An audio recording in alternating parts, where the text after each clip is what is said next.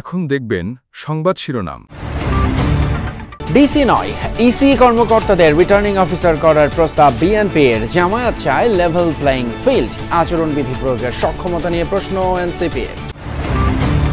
শেখ হাসিনার রায়ের গুরুত্ব কমিয়ে দেওয়ার অপচেষ্টা চলছে, অভিযোগ মির্জা ফখরুলের। বললেন, ব্যর্থ রাষ্ট্র হতে না চাইলে ফিরতে হবে গণতন্ত্রের পথে।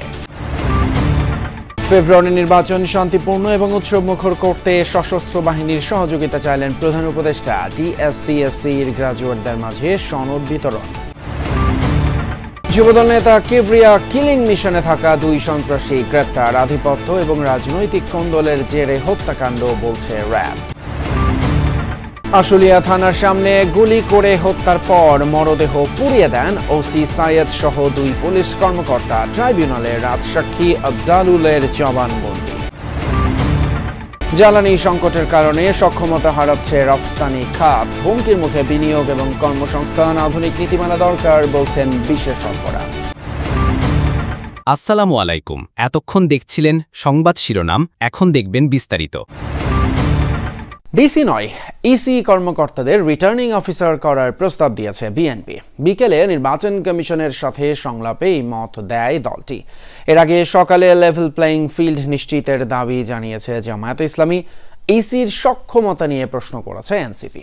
সমাপনী বক্তব্যে সিইসি বলেন, আইন হওয়ার আগ পর্যন্ত গণভোট করা সম্ভব নয়। নির্বাচন সুষ্ঠু, শান্তিপূর্ণ ও গ্রহণযোগ্য করতে রাজনৈতিক দলগুলোর সাথে ইসির সংলাপ। চতুর্থ দিনে বিকেলে বিএনপি সহ 6টি দলের সাথে সংলাপে বসে নির্বাচন কমিশন। নির্বাচনে অংশ নিয়ে যারা শেখ হাসিনাকে ফ্যাসিস্ট বানাতে সহযোগিতা করেছে, এরা প্রত্যেকে অপরাধী। বর্তমান নির্বাচন কমিশনকে স্বচ্ছ, সৎ এবং অনেক দুর্বল মনে হয়। যারা নারী রাজনীতিবিদ রয়েছেন, ওনারাও কিন্তু টার্গেটেড ভাবে এই ধরনের অপপ্রচার এবং হেনস্থার শিকার হচ্ছেন।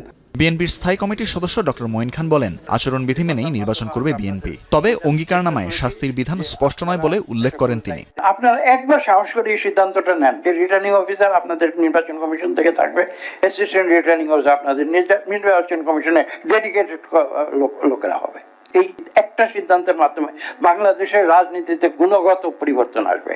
মানবতা বিরোধী অপরাধে শেখ হাসিনার মামলার রায়ের গুরুত্ব কমিয়ে দিয়ে ভিন্ন খাতে দৃষ্টি ফিরিয়ে নিতে একটি মহল সচেতনভাবে অপচেষ্টা করছে।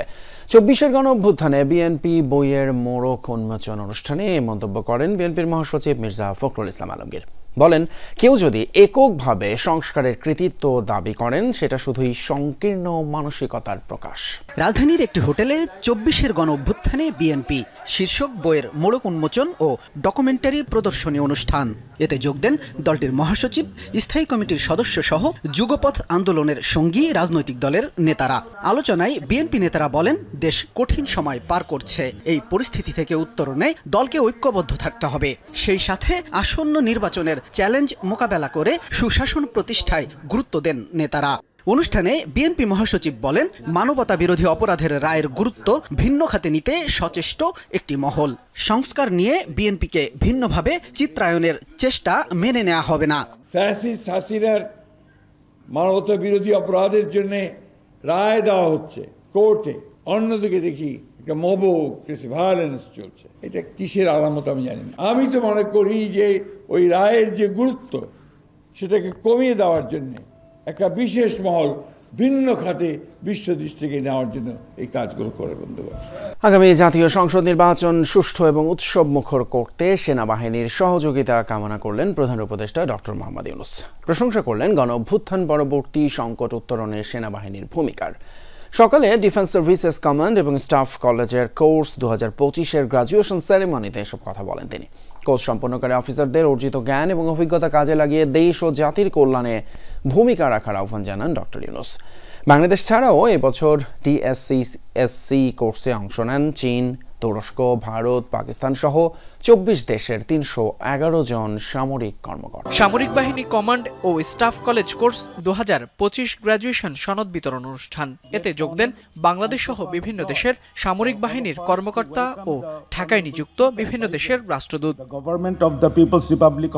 সকালে মিরপুর সেনানিবাসে ডিফেন্স সার্ভিসেস কমান্ড ও স্টাফ কলেজ অডিটোরিয়ামে আয়োজিত গ্রাজুয়েশন সেরেমনিতে যোগ দেন প্রধান উপদেষ্টা ডক্টর মোহাম্মদ ইউনূস। এ সময় কোর্স সম্পন্নকারী অফিসারদের হাতে সনদ তুলে দেন তিনি। সংশ্লিষ্ট কর্মকর্তাদের শুভেচ্ছা জানিয়ে ডক্টর ইউনূস বলেন, ফেব্রুয়ারির নির্বাচনকে সুষ্ঠু, উৎসবমুখর ও আনন্দময় করতে সেনাবাহিনীর সহযোগিতা প্রয়োজন। আধিপত্য বিস্তার এবং রাজনৈতিক কোন্দলের জের ধরে হত্যা করা হয়েছে পল্লবীর যুবদল নেতা গোলাম কিবরিয়াকে। মিরপুরে আন্ডারওয়ার্ল্ডের কথিত 4 স্টার গ্রুপ এই হত্যাকাণ্ডে জড়িত বলে ধারণা র্যাবের। হত্যার অন্যতম হোতা পাতা সোহেল সহ 2 জনকে গ্রেপ্তারের পর এমন তথ্য জানিয়েছেন র্যাব 4-এর অধিনায়ক lieutenant colonel Mohammad Mahbub Alam. 17 November এভাবেই গুলি করে হত্যা করা হয় পল্লবী থানা যুব দলের সদস্য সচিব গোলাম কিবরিয়াকে। সিসি ফুটেজে দেখা যায় 3 জন শুটার কিলিং মিশনে সরাসরি অংশ নিয়েছে। খুনের পর পালিয়ে যাওয়ার সময় এক কিলারকে আটক করে এলাকাবাসী। একদিন পর মঙ্গলবার পল্লবী থানায় হত্যা মামলা করেন কিবরিয়ার স্ত্রী।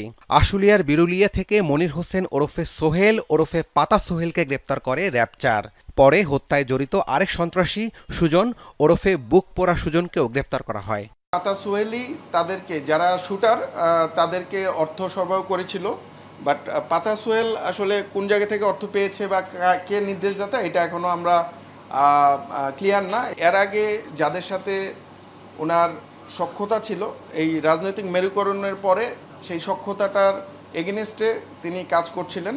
বেসিক্যালি বিভিন্ন জায়গায় চাঁদাবাজি কিংবা মাদক ব্যবসা এগুলাতে তার সাপোর্ট ছিল না। আশুলিয়ায় 6 লাশ পোড়ানোর মামলায় রাজ সাক্ষী হয়ে জবানবন্দি দিলেন মামলার গ্রেপ্তার আসামি এসআই আফজালুল হক। বুধবার জবানবন্দিতে তিনি বলেন, 5 আগস্ট 6 জনকে গুলি করে হত্যা করে লাশ পুড়িয়ে দেয় আশুলিয়া থানার ওসি সায়েদ এবং এএসআই বিশ্বজিৎ সহ বেশ কয়েকজন পুলিশ।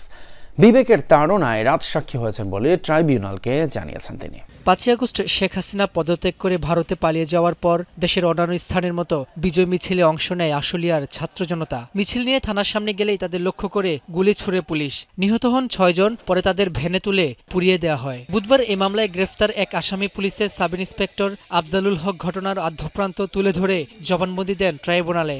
বলেন, 5 আগস্ট বিকেল 4টায় ওসি সায়েদের নির্দেশনায় এএসআই বিশ্বজিৎ সহ কয়েকজন পুলিশ সদস্য এই হত্যাকাণ্ডে অংশ নেন। তিনি ঘটনাস্থলে উপস্থিত ছিলেন, কিছু ঘটনা দেখেছেন এবং তিনি যে ঘটনার বর্ণনা অর্থাৎ লাশ পোড়ানোর আগের বর্ণনাটা সম্পূর্ণ দিয়েছেন।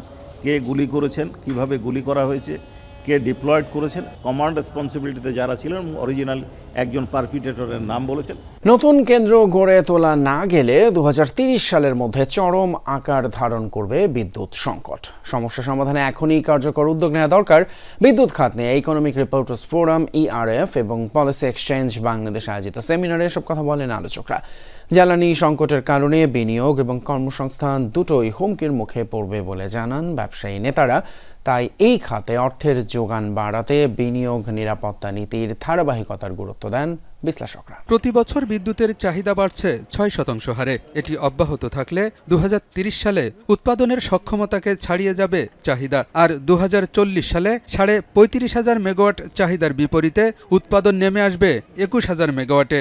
ঘাটতি বেড়ে দাঁড়াবে 14,500 মেগাওয়াটে।